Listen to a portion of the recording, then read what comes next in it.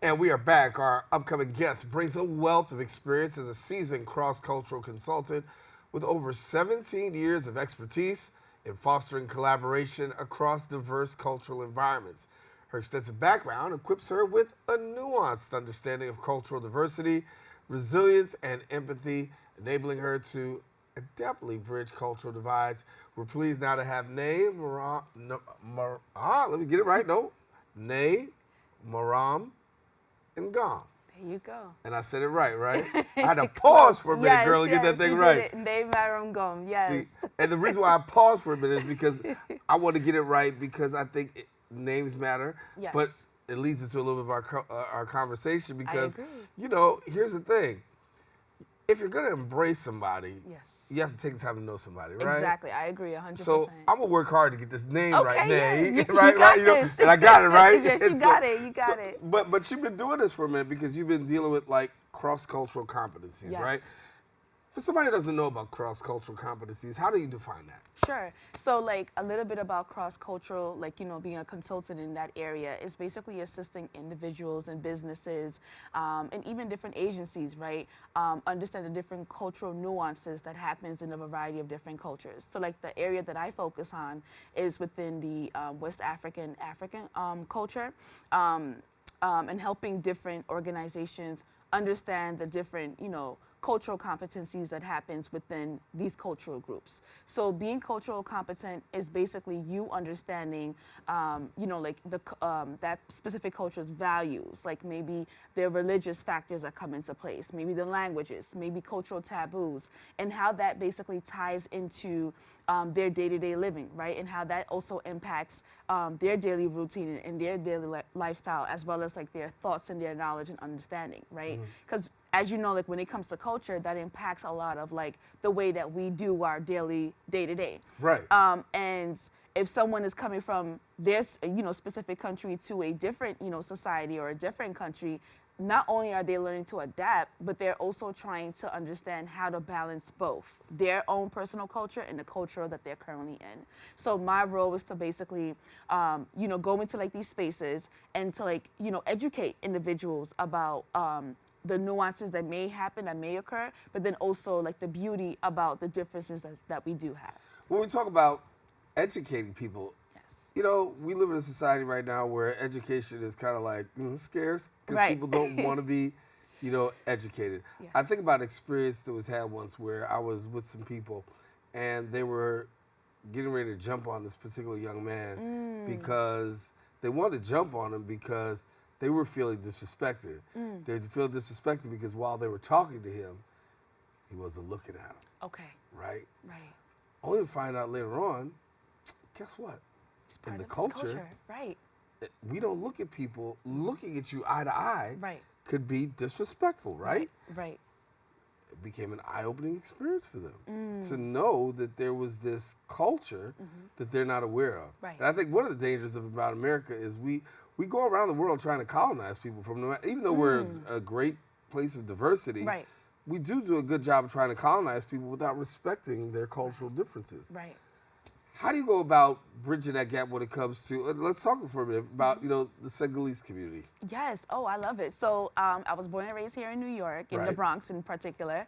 And, you know, being Senegalese is such a beautiful thing. Like we are located in West Africa and, you know, our languages is Wolof. We also have different ethnic groups, right? Like the Serer, we have the Toucouleur. And then we were colonized by France, so we do speak French as one of the national languages. So when it comes to like the Senegalese community, I think it's very important that we understand like a lot of the variety of different cultures that is represented within Senegal. The religious factors, because religion also plays a huge role. When it comes to Senegal, I can say like 95% of the population is majority Muslim. And then you do have about like 3 to 4% that are, you know, Christian and Catholic, and maybe that 1% that, you know, are spiritual, for an example, right? So once we understand like the breakdown of not only the religious factors and then the ethnic group factors, right? Because each ethnic group carries its own cultural nuances and factors, right? And here in New York, we have a huge Senegalese community that is particularly known within 116 in Harlem. So like within that area, we see a lot of like different businesses. We see a lot of restaurants. We see a lot of representation about the group. And specifically like with the past coming years, we do see an influx of Senegalese coming here through the migration and the asylum seeking. So I think for a lot of spaces, it's more of like understanding, okay, if these people are coming from these areas, what is really going on in like Senegal, right? Why are these people coming in these numbers? But then also like, what are some of like the cultural things that Senegal is known for, right? Like some of the things that we're known for is our plate. Like I always tell people like we are the top when it comes to jollof rice, right? Because we are the creators, because our original name is jollof.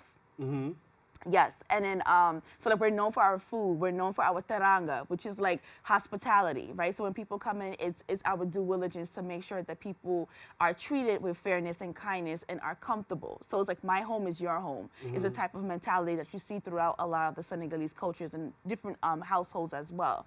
And then also understanding, again, like what I said, the different cultural groups that are represented, right? So like even though as Senegalese we do a lot of the same things, different cultural groups have different variety of different things that they may do differently. So it's understanding that. And then also understanding these cultural groups have their own languages as well.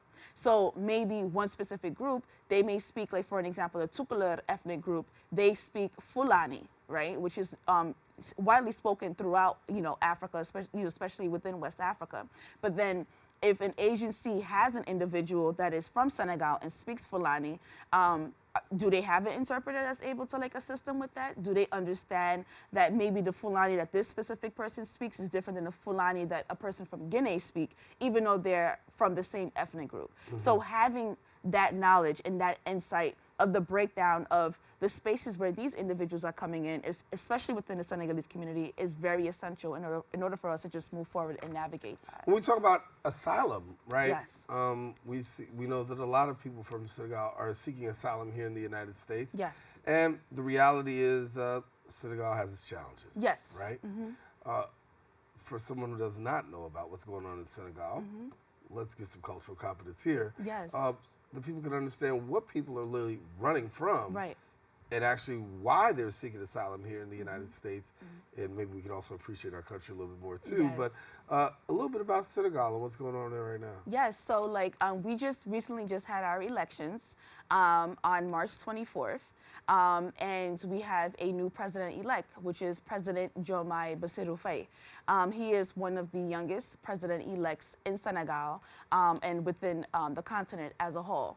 And prior to the elections happening, there were a lot of like political tensions because a lot of the individuals wanted change. And many of the individuals that did want change are the youth, are like the ones who are young.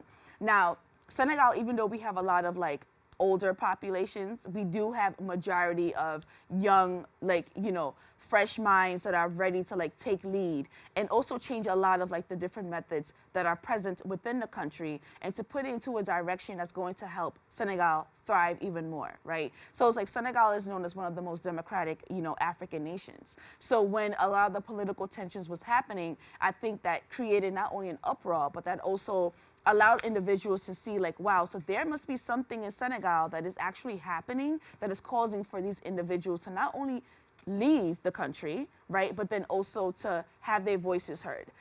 So Senegal is facing a lot of like unemployment. There are individuals who have graduated, for an example, and may not even have employment. Or may not even qualify for those skills because they're overqualified, for an example, right? We see a lot of influence like within Europe and in different spaces where individuals are coming in and instead of like adding the community to be a part of the conversation or even be a part of the development process, they are being, put to the side and then decisions are being made without the acknowledgement and without the respect of, the community that's there. So many of the individuals that are coming to the United States or in parts of Canada or that are in Europe are basically seeing a better opportunity, a better life, so they can like also provide that for their families. So that's one of like the key things that is happening. And I do this for a reason, because now that we understand a little bit about Senegal, we understand a little bit about the culture and cultural competence, right? Now your job. Yes. You're taking this. Yes. And you're bringing this to business. Yes. You're bringing this to leadership. Exactly. And let me ask the question, as you bring that to them, what's the reaction like? That's a really good question. The reaction has been actually really great. Like, I think it goes back to the education process with what you have mentioned before. I think a lot of individuals don't know, or they're either curious to know, or they don't have the individuals or like the systems that are in place to help them navigate, again, the nuances when it comes to what is currently happening with these asylum seekers coming here, right? Like, for an example, I'm going to go back to that example because it's a major thing that is currently happening in the city, where you have majority of these different groups that are coming in who may not be Senegalese, right? But I'm going to use Senegal to stick to, like, you know, the content. Right. Who are coming into like these spaces, but the organizations are not understanding why. They may not have the languages access, for an example. They may not have the cultural competence to assist them with what their needs are, because the needs will vary, right? Maybe one family is leaving a specific area because there's unemployment, for an example, happening. Maybe one is leaving because of political tension. There's so many different factors that are in place. So when I'm sitting with these spaces, like these organizations and agencies and different groups, and I'm explaining to them, like, when you are speaking with them, please be a little bit sensitive, but then also allow for them to understand the systems that are here as well, right? Because obviously we know if you are in a specific country or in a specific, you know, state, like in New York, you would have to apply a lot of like the laws and a lot of the processes that is here in order for you to adapt fully and to know how to navigate the systems, right? But that can only happen as well if you are working with individuals such as myself or other groups working in cross-cultural consultancy to help them navigate and bridge that gap. So now, not only do you have the competency of helping a Senegalese stay and hone into their cultural identity, but then you're also assisting them with understanding the systems that are here in New York and understand those systems and create those identities for themselves and their families while they're being here. How do you encourage inclusive leadership? I think inclusive leadership is needed 24/7. So in order for that to happen, it needs a lot of like communication. We need to have discussions. We need to have trainings. We also need to have strategy, right? And I always say that action-oriented solutions is the key for inclusiveness to even take place, right? So in order for that to happen, we need to understand the different issues that may be happening, the issues that may be stopping us from getting into like the solution, for an example, the barriers that we may encounter, and then understanding their key points and then like the other group's key points as well, in order for us to bridge those gaps and to mend those, you know, differences and to be inclusive as one. Yeah. For yourself, obviously going around and giving inclusive, you know, talk about inclusive leadership and cultural competency. Yes. It took a lot of work, right? Yes. And there's a lot of resistance to it. Yes. What keeps you going? What keeps me going is my love for my culture and my community. Honestly speaking, I think my parents did a wonderful job of installing, you know, us being part of who we are. Like I always say, like my dad is a huge Pan-Africanist. So like he always like taught us from a really young age, like, listen, this is who you are, this is where you come from. And I know like if you do go to school, they may teach you this, but this is the reality of who you are. And in order for us, for myself and my siblings to understand that, we had to go to Senegal, you know, ourselves and see it. Like, oh wow, like, you know, like this is beyond what they have been showcasing to us in the book. So then like for me, I had to like really dig in and do my research. Right. And that's me asking family members, for an example, like, okay, I know like we're Senegalese, but I really want to like dig deep and dive into it in order for me to like better know myself and know how I can move within New York, right? And then again, like I mentioned, I was born and raised in the Bronx, and I'm really proud of being a Bronxite, right? Because the Bronx holds a mosaic that is like beautiful, right? We do have that diversity, we have different groups, and within the African community, we are like, I think like the second or the third largest groups here in the Bronx that's represented. So also understanding different cultures that are here and represented within the borough, and knowing how to navigate that. but then also tying into like the love that I have for my culture and my community as well. So how do people tie into your services and what you have to offer? Yes. So like within my services, so I do have a consulting agency. It is Maram Consulting Agency. And we offer multicultural marketing and insights for a variety of different businesses and organizations. So we help them not only with the training and the cultural competence portion of it, but we also assist them with helping with their branding. So if it's a up and coming like multicultural brand that's trying to form, we help them with understanding how to form like, you know, their businesses, individuals that they need to speak to, and just making sure that the direction that they need to take for their business is being put in the right direction, in the right way.